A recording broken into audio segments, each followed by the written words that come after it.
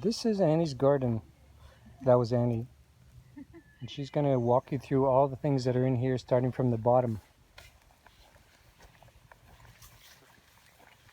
We have leeks growing here because that's the deepest part and it's the most depth I can get with the soil. So we got leeks here, we got green peppers, then we have rows of eggplants. It's looking a little sad, but it was hot today. Then we have kohlrabis. We already had some of those. And then in between I put carrots. Might be a little tight, but by the time the carrots need more light, we'll have eaten the kohlrabis. And then we have tomatoes. The dill you see in between everything just grew from last year's seeds, so I just let it grow and then I pick it wherever it's in the way. And then past that we have the kale, and there's a surprise potato in between. And the lettuces here in they look like peat moss pots, but they're cow pots. They grew from last year's seeds as well, so I repotted them. So I'll put them in the garden as we go through the lettuce that we already have. Then I put soybeans here. The purpose of that is, well, to eat the soybeans, but also to add nitrogen to the soil because this is a first year garden bed and it's a bit poor, so adding a little nutrients to the soil will help. And then I keep all the milkweed around, as obvious here, for the monarchs. Last year was really successful, so I'm keeping all the milkweed around. So I try to use the space in between cold leafy vegetables work. Lettuces are, I don't know if you can see them, but they're in between the milkweed here. They're doing really well, but we've been eating it a lot, so as we finish those, we'll plant more. And then you have the Swiss chard here that's also doing well in between the milkweed. There's a celery grown from stalk somewhere in between. That's here. I don't know how that will do, but so far it's still alive. This also is grown from stalk. I cut the flower off, but that's doing okay. Every now and then I put a leaf or two in a salad. There's a broccoli here growing from the stem, from the compost actually. So that's doing that. And then more beans here, more soybeans there. And behind you, you have grapes, grapevines, and then more soybean on the side. The grapevines, well, the whole idea is to use permaculture principles, so using all the space possible, but I need to use more vertical space, so little trees are coming up.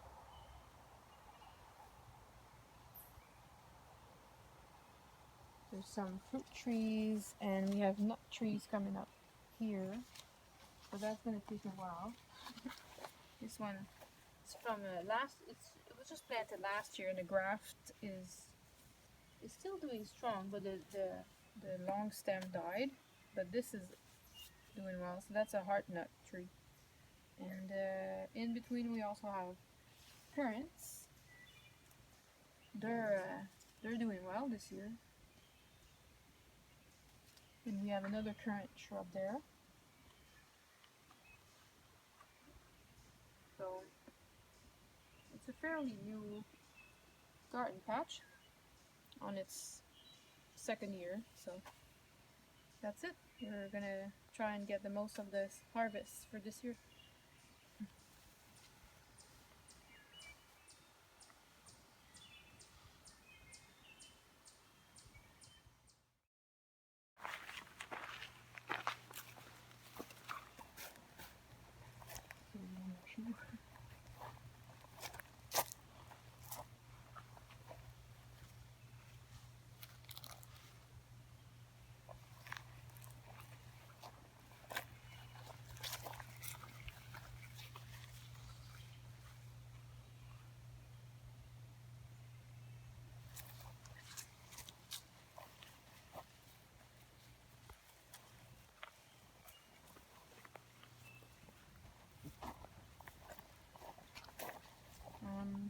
here looks like just a pile of soil, but really it's also a new planting bed from this year. The soil we got for this is not very rich, so I decided to do a green manure experience here. So I planted buckwheat early in the season, and I recently just plowed it under. It was flowering, so I didn't want it to go to seed. So I plowed it under manually. It's a small patch, and I re-sowed more buckwheat, and I put peas in here too, soybeans and green peas, to add more nutrients. And I'll plow it under again once it's about to flower, or it's about to turn. The flowers are about to turn to seed, and then in the fall I'll grow winter wheat, and then next year we'll be able to plant I don't know, flower beds or vegetables here.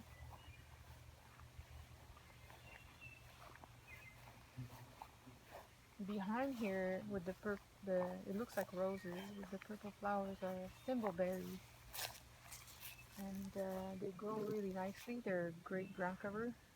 They're actually, you have to control them a little bit, but the thimbleberry looks like a raspberry a little bit, but it's not as sweet, but it's bigger, so it produces a lot, and you can freeze them and have a winter crop.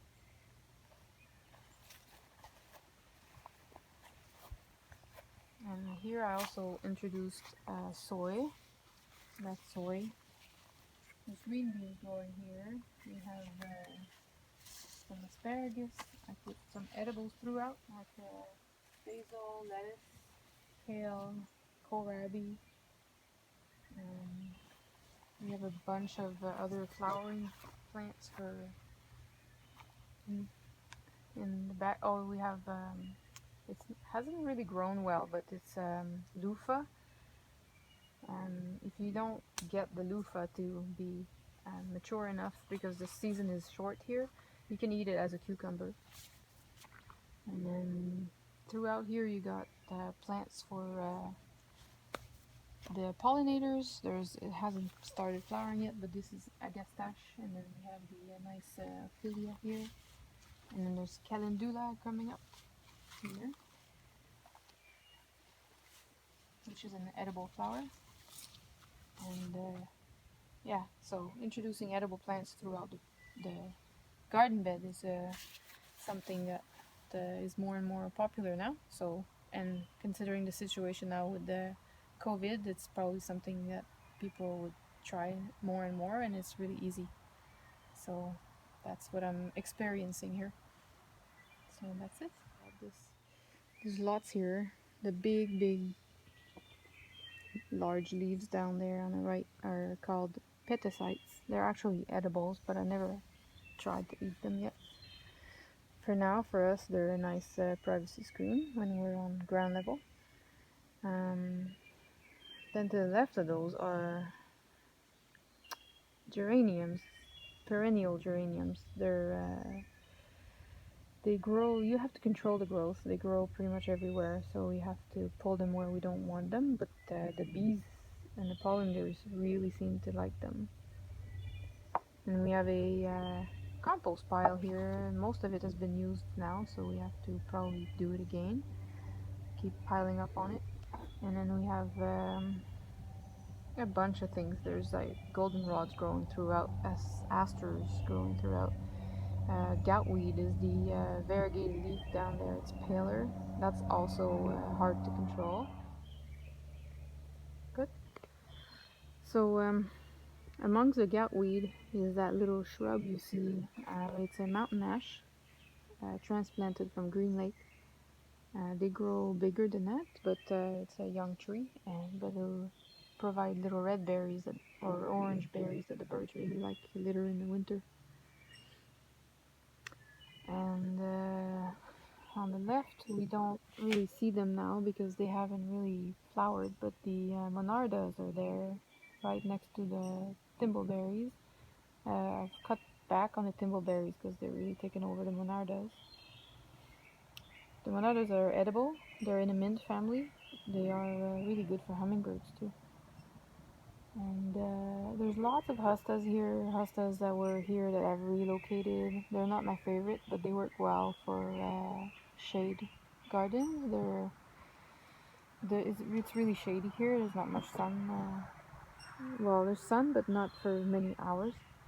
Then there's assorted arrowroots, ferns. There's phlox here. The phlox here doesn't do too well because of mildew. There's daylilies, ferns, sedums. On the right here, they're not really so well located there, but there's pulmonaries, and yeah, it needs a little weeding and a little mulch, but it's our garden. And if you're wondering, the patch in the middle of the grass here is I tried to replace grass with alternatives, and that's something I picked up from a client who was just gonna throw it out, but it's a good ground cover, and it's called woodruff. It has a nice little white flower, and it has a straw smell when you cut it or move it.